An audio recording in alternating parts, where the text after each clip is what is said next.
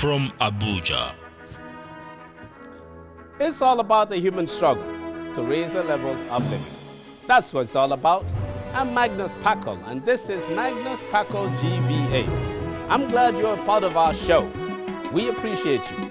In view today, economic relationships and national security, as we show another segment of our discussion with the world-renowned Professor Lloyd Jeff Dumas of the University of Texas at Dallas. But before that, in our quick view, let's revisit our story on the state of roads in Africa. Coming up.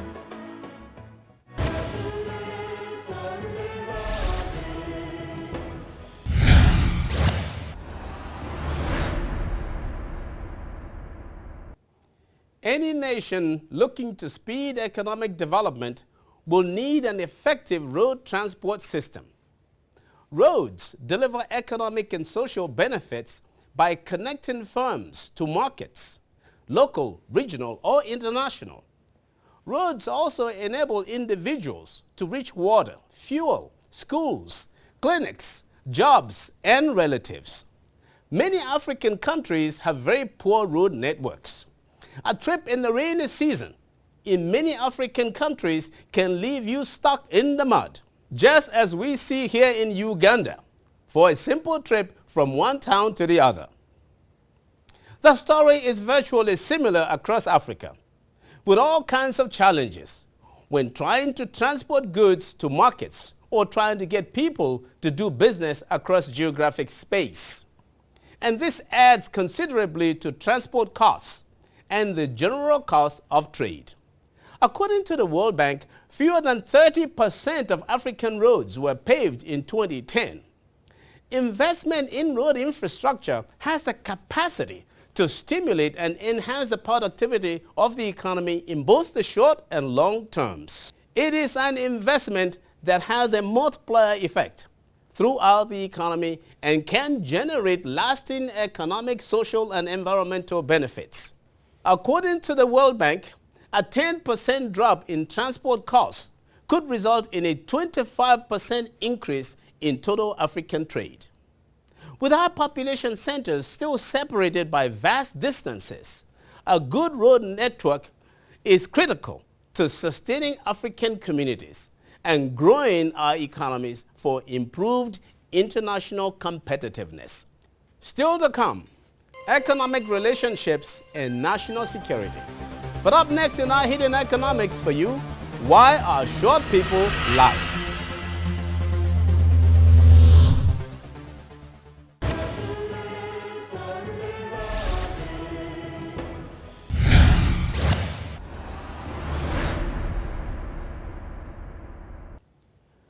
Quite often, short people have to be loud to get noticed. All things being equal, the big and tall guy usually gets the leadership or supervisor position. This is because they have a good amount of volume, and people put a lot of premium on that volume.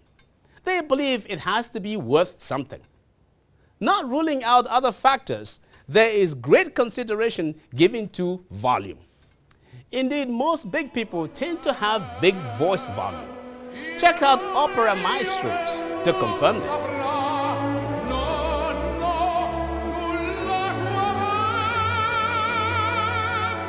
Apparently, volume has economic value. The short guy must do something different, so the size deficit will appear to be reduced when competing among people a little bigger.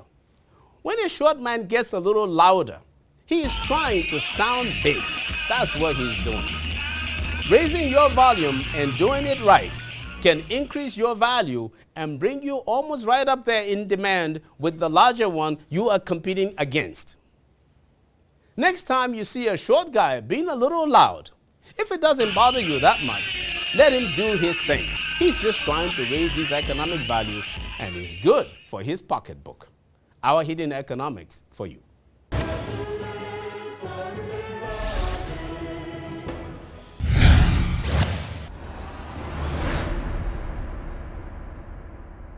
Professor Lloyd Jeff Dumas has said in his book, The Peacekeeping Economy, which I think anyone serious about national security in Africa should get, that nations are set up by people to provide that which they cannot provide for themselves as individuals.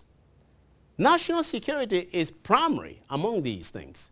But national security is not just about the armed forces, but really about relationships that assure income security. A household hardly feels any sense of security if they have no food to eat, or if they face grim prospects for their jobs and overall economic opportunity. An unrighteous economy in many African countries is creating an unbalanced and perverse relationships that are clearly undermining national security. Lloyd Jeff Dumas is professor of economics and political economy at the very prestigious and beautiful University of Texas at Dallas, where I did graduate school. Professor Dumas has published many books and numerous articles in 11 languages. He has discussed his work on TV and radio programs all over the world. He is an international authority in national security issues and economic development. Please join me in another portion of my discussion with Professor Lloyd Jeff Dumas.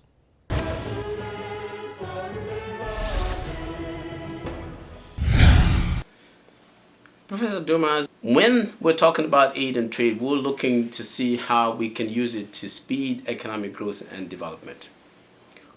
But in a situation where you have security concerns, African countries, here they are trying to speed growth and development, but they also, it appears, have to be very aware of security concerns. And in some cases, are putting out large chunks of their budget for security issues. How can they, with the meager resources that they have already, be able to grow their economies if they have to pay so much attention to security? I think the key, first of all, security is very important. We all understand that. But the key to it is understanding that security and military strength and military spending are not the same thing.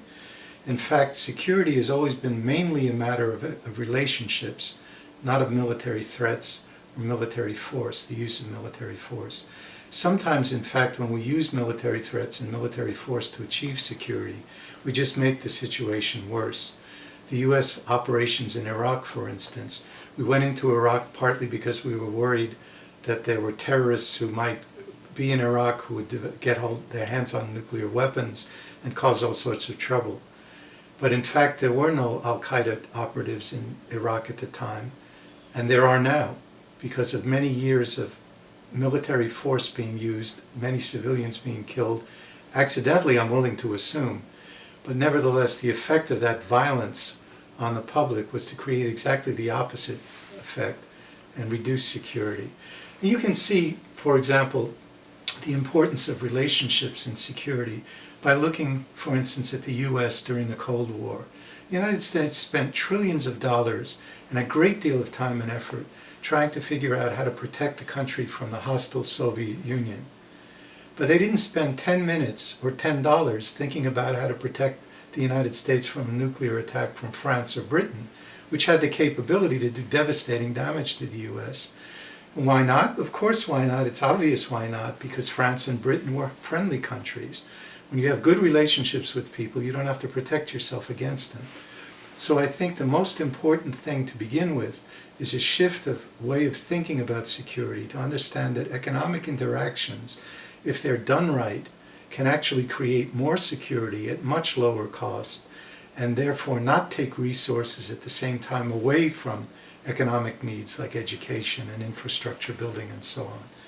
For example, in the issue of trade, there's been a long-term debate as to whether trading between countries provokes war or prevents war. But it seems to me the answer lies in what kind of trade relationships there are. If there are relationships that are one way, in which the flow of benefit is overwhelmingly in one direction, these are exploitative relationships, they do create hostility and problems of various sorts and insecurities. No one needs to tell the African nations about exploitation. They've been exploited for many years during colonial period, and they're still being exploited. The other kind of trade relationship is balanced, mutually beneficial relationships. These are relationships in which both sides gain not necessarily exactly the same, but pretty much the same benefit, and both sides have the same decision power in making decisions about the relationships. Those kinds of trade relationships tend to bind countries together and prevent war and prevent hostility. And I can give you another example for the United States. The United States and Canada have such a cordial relationship and have had such a cordial relationship for so long that people in the US sometimes even forget Canada is a separate country, which doesn't please the Canadians too much, but it's a wonderful relationship, the longest disarmed border in the world. But in fact, in the American Revolution, the Canadians were the bad guys. They were the guys who sided with the British, fought against the colonists. And in fact, there was tremendous hostility against Canada in the early period of the United States. In the middle of the 19th century, there was a naval arms race on the Great Lakes. It looked like war would break out between the US and Canada. But slowly over time, we built up these balanced, mutually beneficial economic relationships with Canada, and that totally changed the situation. I think there's a lesson there for Africa and for the rest of the world. If we establish the right kinds of balanced, mutually beneficial relationships between African countries and the outside world, and within African countries themselves, we can create security without having to spend so much on economically unproductive military activity. Absolutely, I really like that point when I read this book, The Peacekeeping Economy. But what I didn't quite see, and as you discussed this, Professor Dumas, I want you to try to see if you could link it to a situation where the issue is more internal. That is, say where you have ethnic groups that don't quite agree. I don't know whether the same principle applies, as would be between one country and another.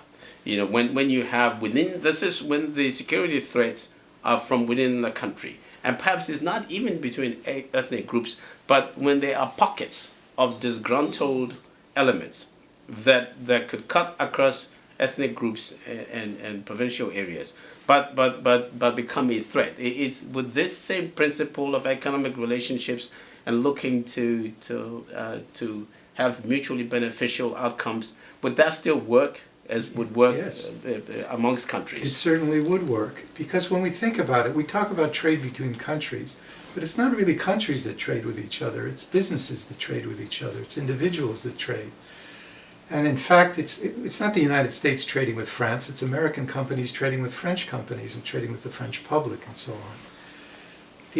When you think about it that way, it's not just nation to nation, it can be people to people within countries. If people involved in relationships, in business relationships within a country, have balanced, mutually beneficial relationships with each other, relationships that are more collaborative, more partnership kind of relationships, relationships in which they both gain, they won't want to mess it up. And when they have problems with each other, which they certainly will, because we're humans and we are very conflictual, we have problems with each other from time to time, they'll have a strong positive incentive not to ruin the relationship, but to manage the conflict so it doesn't ruin the relationship. And that's a very important difference. It certainly can be done within countries. It also requires building of a more diversified economy. Economies which are focused on one commodity like oil, as is so important in the Nigerian economy, don't have the diversity of economic activity that allows this principle to be used as easily within the countries as it could otherwise be. But these principles certainly do apply within countries as well. And as you know, one of the principles, besides balanced, economically mutually beneficial relationships, is emphasizing development. Yes. And that certainly applies within countries as well. In every country in the world, there are some areas that are not as developed as others, even in the richer countries. Certainly that's true in Africa. And spreading that economic opportunity out over a wider part of the population tends to dull this hostility and get rid of these stereotypes. And there's another thing involved too. When people do business with each other, they deal with each other as people. At first they may be very suspicious of each other, but eventually they get to know each other a little bit. And these stereotypes we have, these ridiculous stereotypes we have of people of other ethnic groups, tend to fade away. The common humanity comes out. They won't always love each other, but these stereotypes, these destructive stereotypes, will likely disappear. And that will be very important to keeping the peace within countries as well as between them. Professor Dumas, I want to continue in the spirit of this unrighteous economy that I talked about earlier, and the kinds of things that lead to economic repression. And I think that one of those, and it probably already came from one of your comments, is corruption. That corruption actually works to repress participation, is unjust, is unfair. It sets up a playing field that is not level. Yes. And so distorts the economy in a way. But this is still a principal problem in Africa, many parts of Africa. I don't know whether in your work and research or in your thoughts there's any recommendation that you can give, or what's your view on what you think could be done to try to address this issue, which has to be addressed, in my view, for economic development to really take root. Yes, corruption is one of the major sources of diverting of resources from productive economic activity. It's very important. It's also very difficult to uproot, especially when it becomes systemic. When it's just an occasional case of corruption, you can always use normal law enforcement mechanisms, but when it's part of the system of how things work, it becomes much more difficult to get it out. I think the key has to do with two things: accountability and transparency. You have to make these activities of government as visible as possible to outsiders, that is, presumably to a free press especially, but also to civil society groups, to groups that form to try to keep track of how things are going in the society, to try to express the public's opinions in a variety of different areas. They have to be able to get access to information. The more transparent you make it, the brighter the light you shine on it, the harder it is for those who are corrupt to stay corrupt without being caught. So in effect, that's very important, but accountability is also important. It's also to get rid of this idea that the only way you can gain is by taking from other people, that instead you can create mutually beneficial creations of wealth. Corruption creates nothing. So if people are thinking more in terms of we are going to better ourselves by helping other people get better and improve their economic status, then the corruption will not seem like the optimal path to take.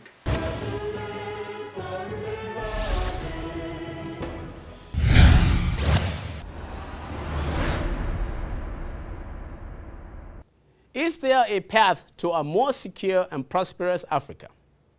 I believe there is, and it can be found after Africans reduce the tensions of tribe, religious extremism, corruption, and conflict. How can Africa have real economic integration that lifts the level of living and offers real promise if there is the persistence of an unrighteous economy where people feel repressed in their economic participation and where relationships appear exploitative, especially because of the tensions of tribe, religious extremism, corruption, and conflict? I think the promise of having an African Union, the AU, or ECOWAS, or COMESA, or any other economic integration arrangement for a better Africa may never materialize unless there is real internal integration within countries. This means that first, tribes and communities within a country will have to come together and build a nation where no group believes its people are caused to suffer oppression, repression, exploitation, or marginalization. The African narrative on building a nation has been the story of the challenge of bringing tribes and tongues together for common good. Most African countries are in reality a collection of tribal nations where mutual suspicion and perverse competition reign. Real GDP growth over the past 30 years in sub-Saharan Africa has averaged just about 3.5%, hardly covering the rate of population growth over the same period. Indeed, the best decade during this period has been the most recent, as real GDP has averaged closer to 6% because governance is improving. And as it appears in many nations, tribes and ethnic groups are beginning to understand the value of a harmonious coexistence, which we now see clearly in places like Rwanda and Ghana. This is a promising pivot away from the things that created unbalanced and tendentious relationships for years. Now, let us use Nigeria for a quick illustration. The people of Nigeria have done well to avoid the disintegration of the country. It appears most Nigerians want the continuation of the country's corporate existence, but don't know how to ensure it is done. Here is what to do. We must find a way to ensure that all the Nigerian tribes and ethnic nationalities agree to subscribe voluntarily and formally to Nigeria's federal existence and its three-tier governmental institution. If you want Nigeria to continue to exist, never, ever call for a sovereign national conference without providing a template to evaluate. If you do that, the result will be calamitous. Now, every tribe or clan in Nigeria has a leadership and followership arrangement that can approve a subscription to the current national template. Once this is done by our state assemblies, the National Assembly would then call for a national hearing. This will be the equivalent of the so-called Sovereign National Conference. And the aim would be to decide how we would ensure our tribal relationships are not seen as exploitative or oppressive by any one group or groups.